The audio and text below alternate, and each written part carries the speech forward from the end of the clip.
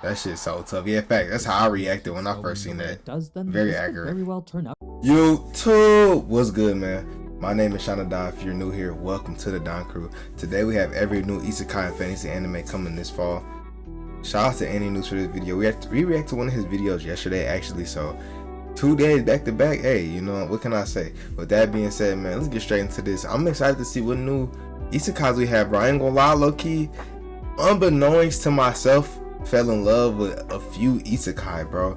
And it's actually funny to say, bro, because like honestly I am tired of the trope, but a few animes I really love are isekai, bro. So with that being said, let's get straight into it. From the return of Isekai Quartet and an isekai by the studio who brought us Code Geass, all the way to one of the most incredible don't mention my boy Lelouch, y'all. I'm gonna get off track. Anthology series I'm just saying. Animated. This is every isekai and fantasy anime coming out this season. As usual, let's start things off with the returning anime. Bro looks so generic. Hey, chill. I laugh just look at his face. Those looking for more of that comfy setting combining isekai, cooking, comedy, and a bit of action, you can bet season 2 has all of that. It's not really one of those shows you watch for the plot, but is instead a relaxing, feel-good anime to put on after work. Plus, with Studio Mappa being the ones to animate it, there's already a set level of expectations that comes from that. Next, we have season 3 for Isekai Quartet. Let me know, do y'all have comfort animes? If so, what are they? And why do you have them? Like, why do you like them? It's slated for release in just a couple of weeks. It follows after the movie where the entire cast got isekai'd again, returning to the classroom setting we've come to love in the first 2 seasons. Fucking what do you call these small characters? Some of you may have noticed how the cast has grown a bit, and that's because we're not quite the Overlord anymore. The addition of Shield Hero made it a quintet, and now with Eminence and Shadow, the cast has expanded to a sextet. Oh shit.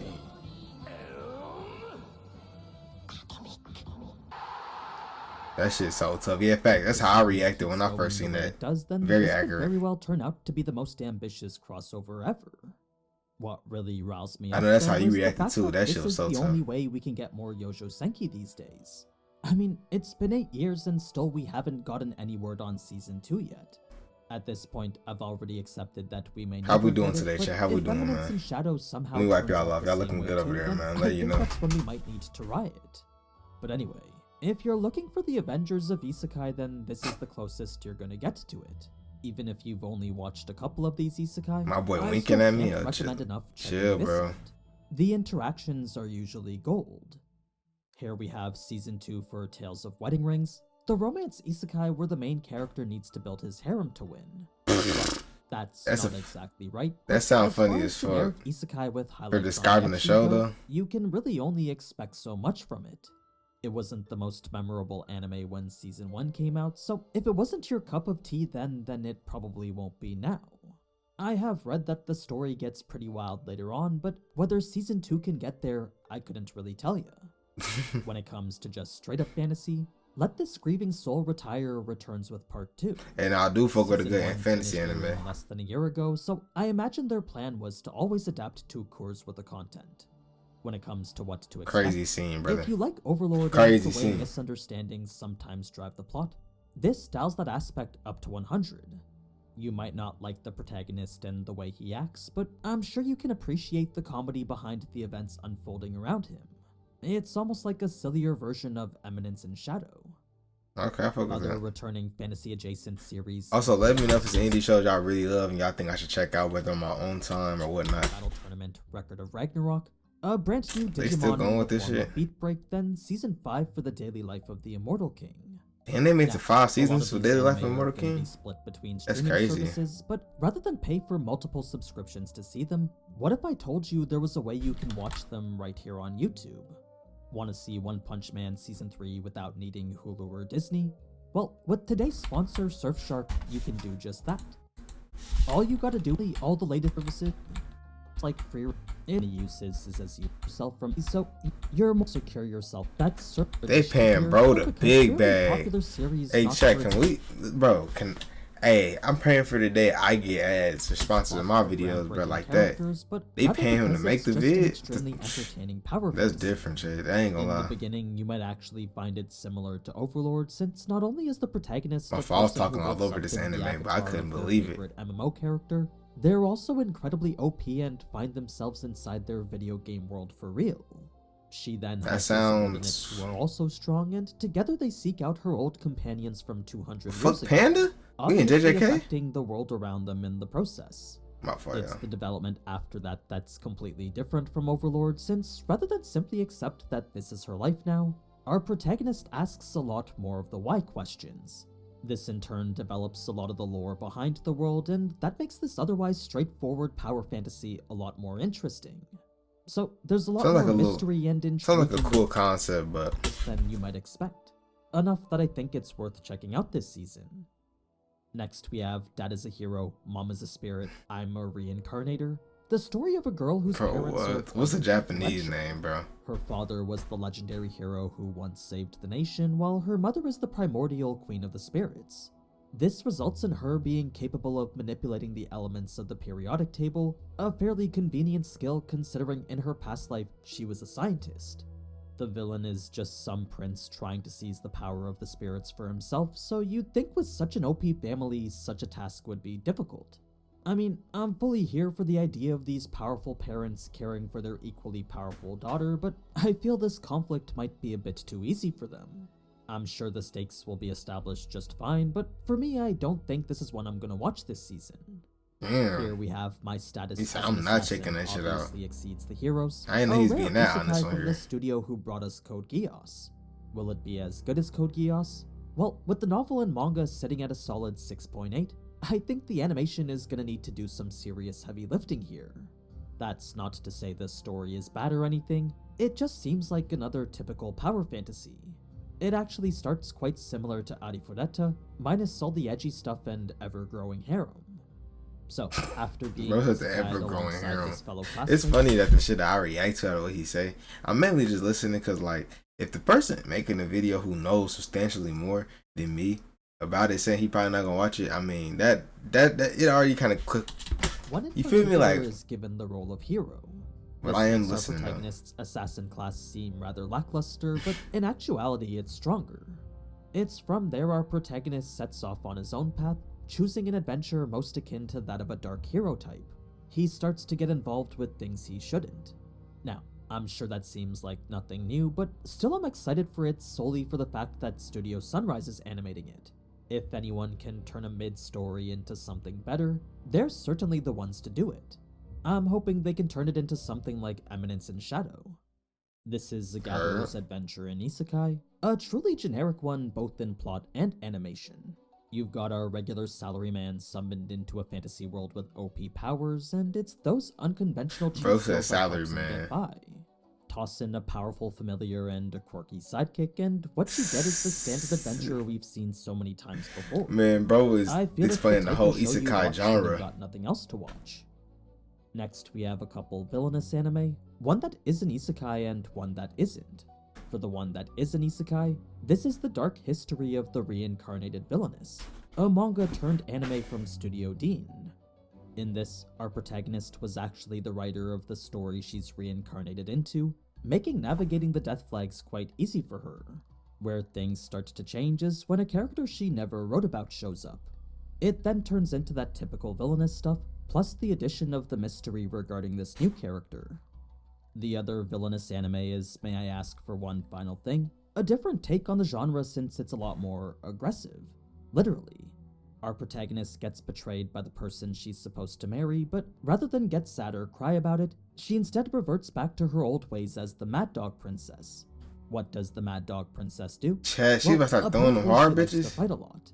Oh So shit, this isn't she. your typical reverse harem with a helpless princess avoiding death flags. It's a story about a true villainess who likes to knock people out. She It said, "Oh, you got actually me looks fucked pretty up." decent with a good blend of action, comedy, and romance. You know, Chad. Every time I see Now, white hair, an bruh. isekai you've probably never heard of but is actually massive is the first installment to the Disney Twisted Wonderland anime.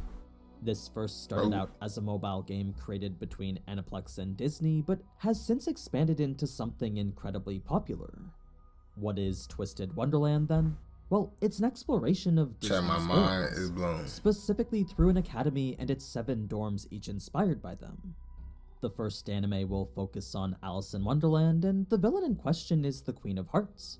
The protagonist is your average Japanese college student, and the story centers around him crows. as he navigates the storm and The legendary crows. So it's a really interesting premise. See, since you brought this Disney shit, I think it's okay for me to bring up Kingdom Hearts.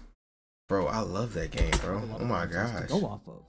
I've never played the game myself, but every time I'm at Anime Expo, it always has a massive booth there. So it's definitely one of the more popular franchises. We'll just have to see if it can translate that into a popular anime. Now, last on our isekai list is Potion Wagami wo Tasukeru, another relatively generic one centered on a protagonist who specializes in creating potions. This is what she uses to survive and eventually Diaries hopefully find a way back home somehow. This brings us now to our fantasy anime, first with Backstabbed in a Backwater Dungeon. Chat, let me know, do y'all really enjoy isekai / fantasy, or does it, are you a per genre or per level 9,909? Like, will you watch anime just because of the genre, or will you watch anime because it has a good story and you like that story in general? Friends, and I'm out for revenge on my I think I'm the latter. And the world. Ain't no way that's that is in fact the title. I think that sums up the plot pretty nicely, though. So, as a series that adds to that I think that sums up the plot pretty good. Yep, that is I'm out for revenge. Back.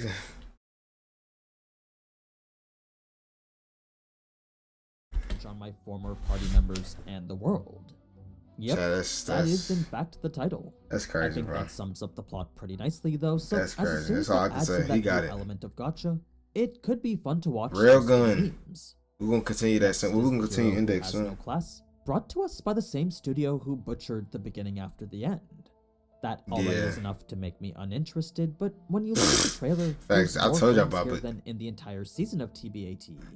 So perhaps they started doing some work, but that still doesn't change the fact that this is, at its core, a rather generic fantasy. It's a story based in a world where classes are given at the age of 10, then the presence or absence of them will affect how one's life is lived. Our protagonist is, as you'd expect, classless, but as the son of the Sword Princess and the King of Magic, it seems he can get by with effort. This then makes it a classic underdog story where this character that's often looked down on is actually OP. It's certainly not anything groundbreaking, but I imagine it'll be entertaining for those who like this kind of stuff. This is the banished court magician aims to become the strongest, the classic premise we've seen more and more frequently lately. A powerful mage gets banished from the party he used to fight in and decides to start a new adventure with his old party. From what I've read, it's not your typical one-man show like how anime like this normally are. His friends also play a pretty big role too. So if you're looking for a fantasy with a good dynamic and balance between its characters, this one might be worth checking out for you. It's after this that we get to a couple fantasy that you've probably never heard of. First with Pass the Monster Meat, my lady. In a fantasy world where nobles shun her for her obsession with cooking and eating monster meat, our protagonist meets a duke with whom she can bond over her eccentric cuisine with. Pass the monster meat. Monster Strike Dead vs. Reloaded. My bad, better never say that. Unless you're talking about me. Game centering around who you talking about? Kaiju battles. Now, this last fantasy I would say falls more into the supernatural category as it covers 8 one-shots written by the man himself, Tatsuki Fujimoto. Tatsuki. For those that don't know who he is, he's the same person who wrote Chainsaw Man. I know who you are. These are the works he wrote between the ages of 17 and 26, and each I promise will be as crazy or even crazier than Chainsaw Man. I can't wait. Some of you may know him better for Goodbye Eri, which I would imagine will be getting its own adaptation in the future. For now, I'm super excited to see how these turn out. I am excited. The trailer looks absolutely crazy, and the animation stellar from all the studios taking part. More. It's kind of like Star Wars, where each one-shot is handled by someone different. Speaking of which, for other anime worth checking out this season, I have Star Wars Visions Volume 3, the anime version of Among Us Nosha, then the post-apocalyptic adventure Dusk Beyond the End of the World. That's pretty much all I've got to share though, so let me know which, if any, that you plan on watching. For me, it's gonna be the Assassin one. Now, before I go, I just want to shout out this official collaboration. Hey man, W video, bro, I ain't gonna lie. Let me know if any of these on here y'all are interested in or looking forward to. Like I said, I am tapped into 17 through 26. That's something that was already pre-established, but Everything else was kind of new to me. I've never heard none of these shows. Let me know if any shows are really watchable or really caught your eye and why you like them. You know what I'm saying? I'm reading all the comments. But with that being said, my name is Shaun. If you're new here, man, hopefully I see you on the channel again, man. I got a lot of content coming, so I'll see you guys around, man. Peace.